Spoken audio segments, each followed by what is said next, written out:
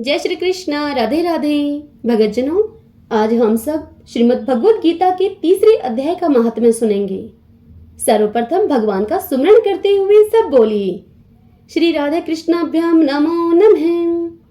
श्री लक्ष्मी नारायण भगवान की जय। भगवान शंकर माता पार्वती की जय। यह कथा आप सब पद्म पुराण से सुन रहे हैं। श्री विष्णु भगवान माता लक्ष्मी से कहते हैं, हे प्रिय, जन स्थान में एक जड़ नामक ब्राह्मण था जो कौशिक वंश में उत्पन्न हुआ था। उसने अपना जातीय धर्म छोड़कर बनिए की वृत्ति में अपना मन लगाया। उसे पराई स्त्रियों के साथ व्यभिचार करने का व्यसन पड़ गया था। वह सदा जुआ खेलता, शराब पीता और शिकार खेलकर जीवों की हिंसा किया करता था। इसी प्रकार उसका समय बीतता था। धन नष्ट हो जाने पर वह व्यापार के लिए बहुत दूर उत्तर दिशा की ओर चला गया। वहां से धन कमाकर घर की ओर लौटा। बहुत दूर तक का रास्ता उसने तय कर लिया था। एक दिन सूर्यास्त हो जाने पर जब दशों दिशाओं में अंधकार फैल गया, तब एक वृक्ष के नीचे उसे लुटेरों ने धर दबाया और शीघ्र ही उसके प्राण ले लिए। उसके धर्म का लोप हो गया था, इसलिए वह बड़ा भयानक प्रेत हुआ। उसका पुत्र बड़ा धर्मात्मा और वेदों का विद्वान था। उसने अब तक पिता के लौट आने की राह देखी। जब वे नहीं आए, तब उनका पता लगाने के लिए वह स्वयं भी घर छोड़कर चल दिया। वह प्रतिदिन खोज करता, मगर राहगीरों से पूछने पर भी उसे उनका कुछ समाचार नहीं मिलता था। तदंतर एक दिन उसकी एक मनुष्य से भेंट हुई जो उसके पिता का सहायक था। उससे सारा हाल जानकर उसने पिता की मृत्यु पर बहुत शोक किया। वह बड़ा विद्वान था। बहुत कुछ सोच विचार कर पिता का पारलौकिक कर्म करने की इच्छा से आवश्यक सामग्री साथ में लेकर उसने काशी जाने का विचार किया।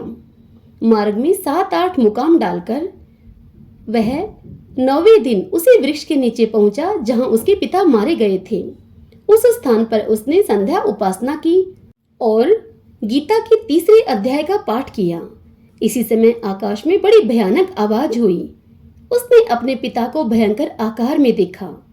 फिर तुरंत ही अपने सामने उसे आकाश में एक सुंदर विमान दिखाई दिया जो महान तेज से व्याप्त था। उसमें अनेकों क्षुद्र घंटिकाएं लगी थी।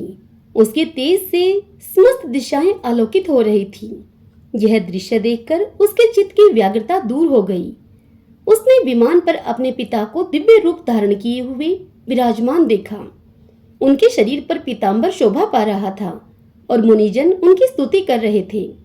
उन्हें देखते ही पुत्र ने प्रणाम किया। तब पिता ने भी उसे आशीर्वाद दिया। तत्पश्चात उसने पिता से यह सारा वृतांत पूछा। उसके उत्तर में पिता ने सब बातें बताकर इस प्रकार कहना आरंभ किया। उसके पिता ने कहा, हे बेटा, दैववश मेरे निकट गीता के तृतीय अध्याय का पाठ करके तुमने इस शरीर के द्वारा किए हुए दुस्तर्ज कर्म बंधन से मुझे छुड़ा दिया है।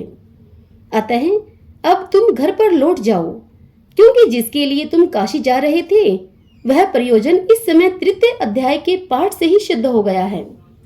पिता के इस प्रकार कहने पर पुत्र ने पूछा, हे तात, मेरे हित का आप उपदेश कीजिए तथा और कोई कार्य जो मेरे लिए करने योग्य हो वह भी बतलाइए। तब पिता ने उससे कहा, हे अनग, तुम्हें यही कार्य फिर करना है। मैंने जो कर्म किया है वही मेरे भाइयों ने भी किया था। इससे भी घोर नरक में पड़े हैं। उनका भी तुम्हें उद्धार करना चाहिए तथा मेरे कुल के और भी जितने लोग नरक में पड़े हैं उन सब का भी तुम्हारे द्वारा उद्धार हो जाना चाहिए। यही मेरा मनोरथ है। बेटा, जिस साधन के द्वारा तुमने मुझे संकट से छुड़ाया है उसी का अनुष्ठान औरों के लिए भी करना उचित है। उसका अनुष्ठान करके उससे होने वाला पुण्य उन नार के जीवों को संकल्प करके दे दो।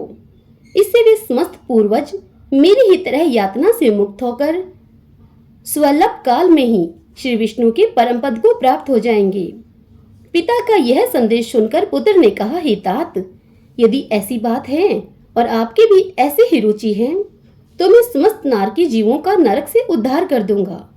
यह सुनकर उसके पिता बोले, बेटा, एवमस्तु, तुम्हारा कल्याण हो। मेरा अत्यंत प्रिय कार्य संपन्न हो गया।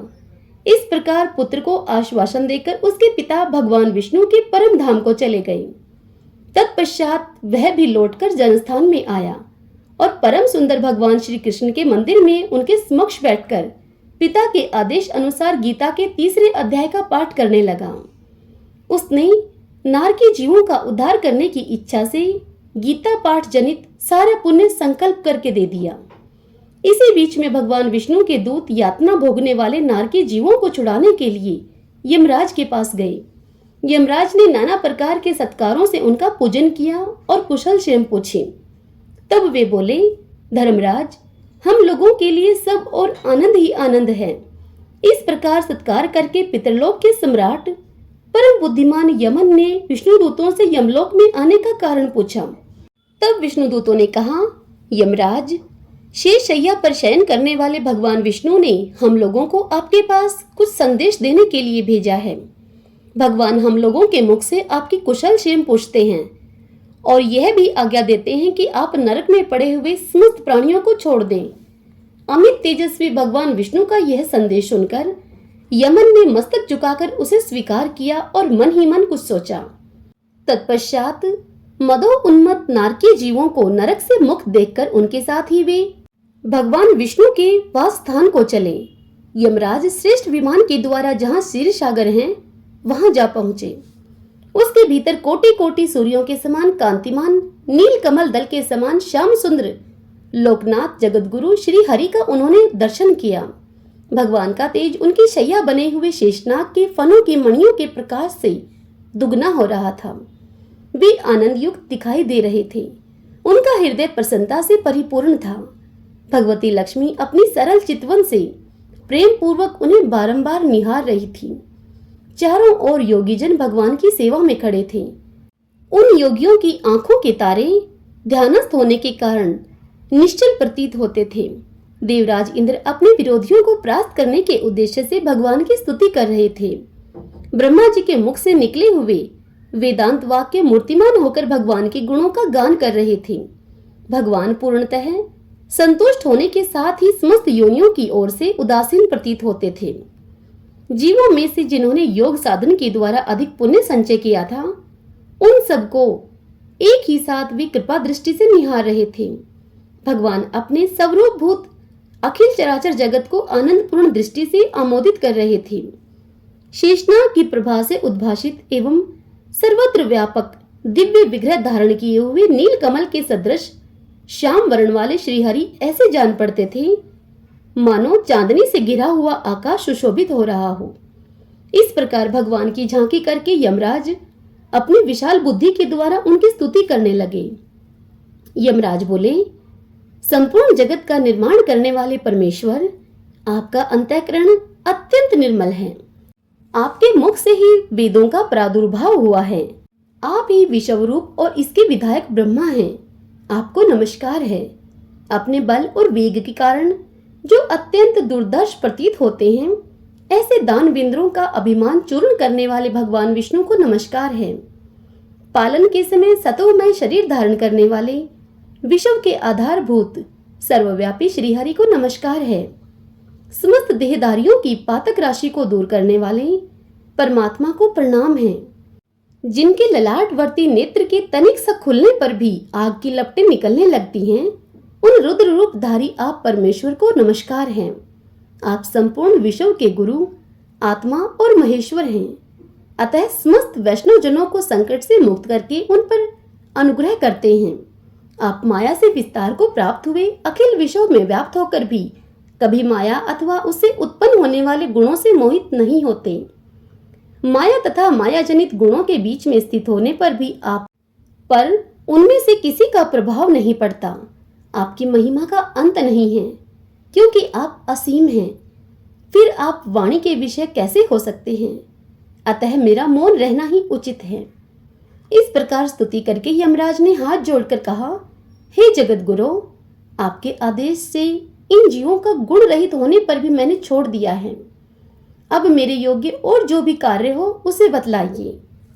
उनके इस प्रकार कहने पर भगवान मधुसूदन मेघ के समान गंभीर वाणी के द्वारा मानो अमृत रस से सींचते हुए उनसे बोले, हे धर्मराज, तुम सबके प्रति समानुभाव रखते हुए लोगों का पाप से उद्धार कर रहे हो। तुम पर देहधारियों का भार रखकर मैं निश्चिंत हूं। अतः तुम अपना काम करो और अपने लोक को लौट जाओ। इस प्रकार कहकर भगवान अंतर्ध्यान हो गए। यमराज भी अपनी पुरी को लौट आए तथा ब्राह्मण अपनी जाति और समस्त नारकीय जीवों का नरक से उद्धार करके स्वयं भी श्रेष्ठ विमान पर चढ़कर श्री विष्णु धाम को चले गए। सब बोलिए विष्णु भगवान की जय। ओम नमो भगवते वासुदेवाय। ओम नमः शिवाय। हरिओम तत्सत। भगतजनों, इससे आगे की कथा हम कल अगले अध्याय में सुनेंगे। जय श्री कृष्णा। राधे राधे।